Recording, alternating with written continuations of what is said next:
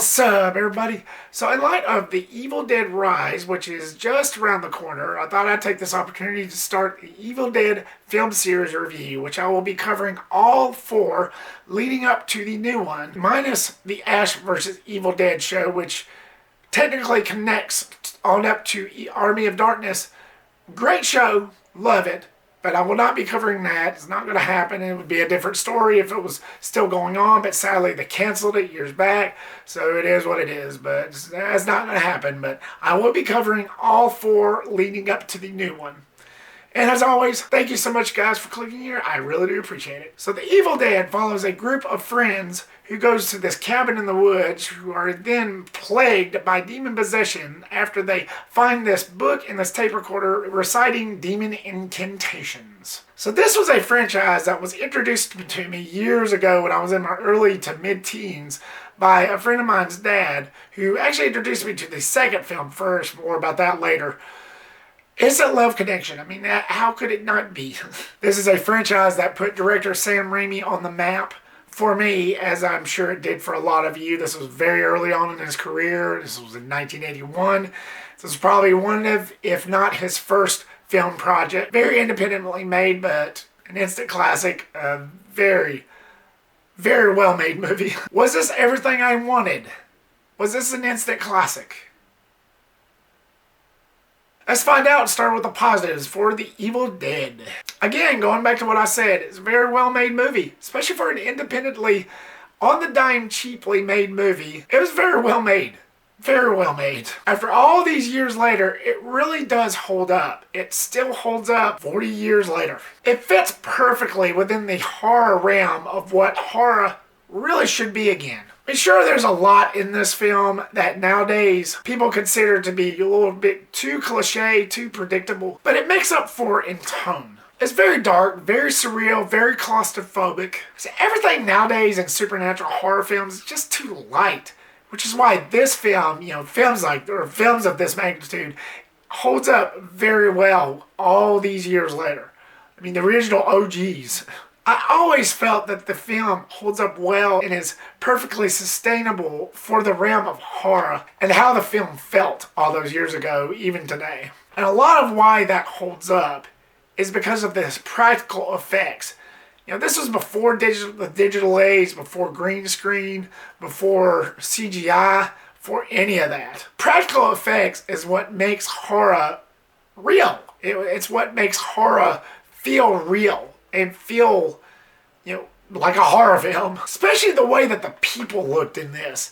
Now, growing up, you can't blame me for thinking that this was a zombie genre, because the way the people looked when they were possessed, with the pale white skin and the cracks, the dead eyes, and they looked zombified. Especially in the scene where Bruce Campbell buries his girlfriend after she gets possessed.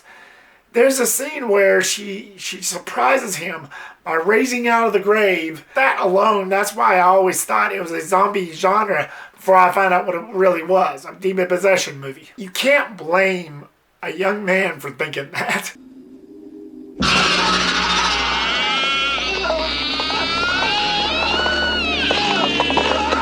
But again, I understand now it's a demon possession movie, but the way the practical effects looked, it was unfathomable that the way that they make horror movies now, because they use CGI blood in some movies, and it's like, I never understood that. You're saving a lot if you don't do that. If you use whatever the hell they used back then, like whether it's ketchup or red dye or whatever the hell. I never understood those movies. It's very few, I do admit, but back then, that was king. Practical effects was king. And I don't understand why they kind of gone away from that with some movies nowadays. It's unforgivable in some sense. Or in all the senses, actually. But that's what made this movie really hold up well, was the practical effects. Because again, it makes it feel real. And it makes it scarier. And it makes it more horrifying. And it makes it everything you want in a horror film. Plain and freaking simple. We get a great cast here. Granted, you don't go to one of these movies to see Shakespearean acting, to see, anything of value. You're dealing with a story that's about a bunch of kids that goes to this cabin in the woods and gets killed off. But they were written well for what they were in this movie. They were written well for the type of characters that were shown in this movie. Especially Bruce Campbell. A term that I use that's kind of weird to me because you're always saying that, hey, it's the final girl. Because this was the early days of the Friday the 13th movies and Halloween and all them. You're always used to seeing a girl lead. So you're always saying the final girl. But Bruce Campbell, for this film, he ends up being the final guy. Which is a weird term, but it is what it is. And he's one of those oddballs oddball characters, to where they write him in as sort of this cowardly anti-hero. But by the time the third act happens, that's when he really steps up. And he's all alone, and you see him walking around the cabin with a shotgun, trying to figure out how he's going to get out of this mess. He really steps up his game. The type of character this is does really seep into the sequels, especially by Army of Darkness, which again I'll get into later, but he's just one of those characters that you wouldn't really peg to survive in a movie like this, which kind of makes him like kind of an anti-hero, but at the same time it's like, yeah, how can somebody like this even last 5 minutes? But that's what makes it kind of unique in a way. That's what makes this character kind of unique, and Bruce Campbell really brings this character to life. Again, this is another movie just like with Sam Raimi that put this actor on the map for me. And I think really Sam Raimi and Bruce Campbell, I think this was really their first film project ever. So this movie is the birth of these filmmakers. So I don't think without this film, we wouldn't even know who Sam Raimi or Bruce Campbell is, to be honest. But again, Bruce Campbell really pulls it off.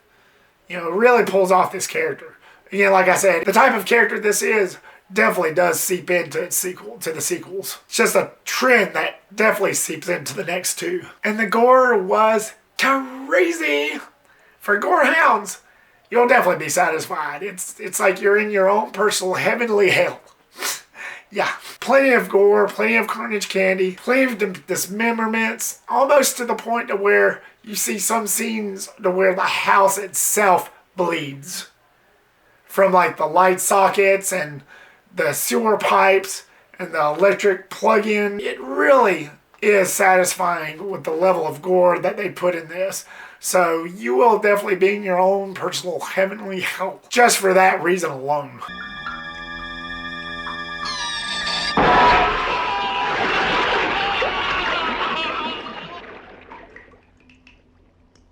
And you get a great setup going back to the characters to where as soon as they arrive at that cabin, all these weird things start happening. Like with the whole scene where when the kids first gets to the cabin and you see the guy walking up while everybody else stays back. They're like, hell with you, dude. You go first. And it shows that wide-angled shot of him walking up to the cabin and you hear this thump, thump, thump. And it's the swing next to the cabin that's swaying back and forth and it's hitting the cabin. And then right when he reaches for the key that's up on top of the doors, it stops.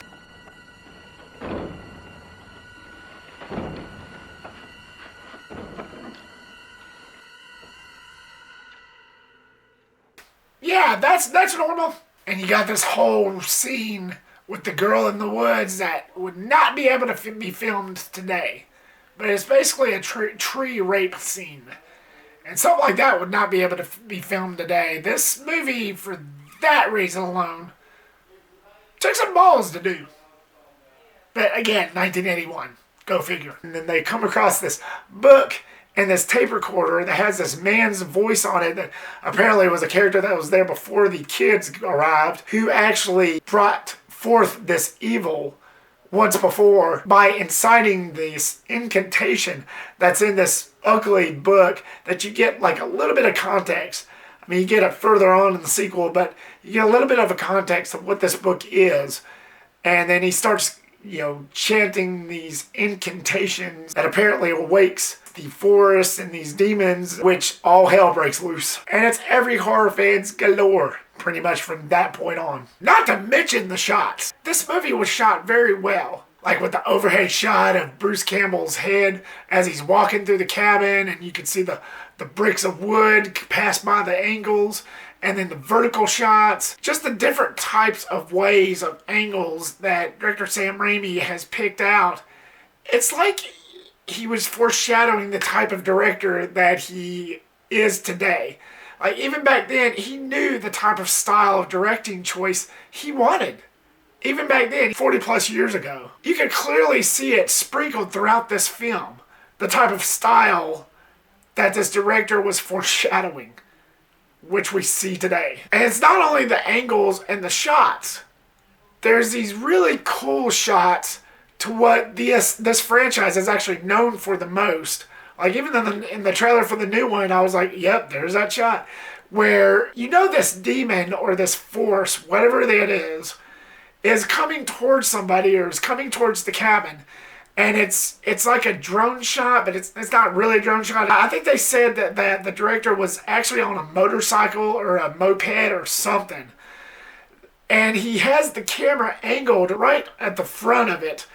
And he speeds directly towards the cabin or wherever. Those are the shots that I very well know this franchise for, where it's just a one-person shot, but it's just shots like that. It's like not only the angles, not only the cabin shots, but those wide-angled shots of the demon supposedly coming for someone whenever this evil force, this evil entity is heading towards somebody. It starts plummeting towards you.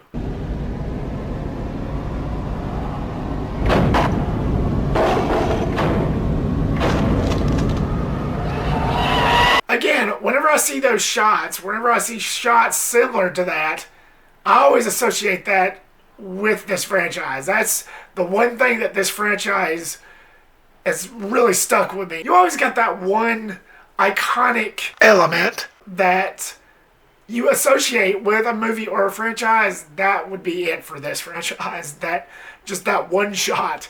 It just became a cult classic icon with me. And I'm sure the same goes for y'all as well. The only negative I have, which is not exactly detrimental to the film as a whole, this is a great film, I love it, but the only negative that I can't really quite shake off is the scene where Bruce Campbell's character's girlfriend gets possessed. She's sitting on the floor like a little goody two-shoe, and then she starts laughing in that most annoying, mind-numbing, nails on the chalkboard way that just made me want to pull my hair out. At a certain point, I was thinking, dude, you got the shotgun, you have it pointed at her face, just blow her head off, please, and do us all a favor. Just do it. But luckily, she saves it with that little chant at the end right after that. We're gonna get you. We're gonna get you. Not another piece. But again, that's a negative. That's just know who you are. I just couldn't shake it off. That's just me. But regardless of all that, this film has always been in my top 10 horror films. This film really is an instant classic. Every time I watch it, I enjoy it a little bit more. It deserves to be on a pedestal. The Evil Dead. This was 40 plus years ago. You're bound to have seen it. What was your thoughts on it? Were you a fan of the film? Did you enjoy seeing all the foreshadows that director Sam Raimi has put in this, knowing the type of filmmaker he is today? Or was this not for you? Do you enjoy the other films in this franchise more? Leave me a comment down below and give me your thoughts. Thank you so much once again, guys, for watching this. I really do appreciate it. As always, like, subscribe, comment, and share the big 4. And remember, make sure to click that bell icon so you don't miss a thing. Don't forget to do that. And I will see you on the next one. Peace.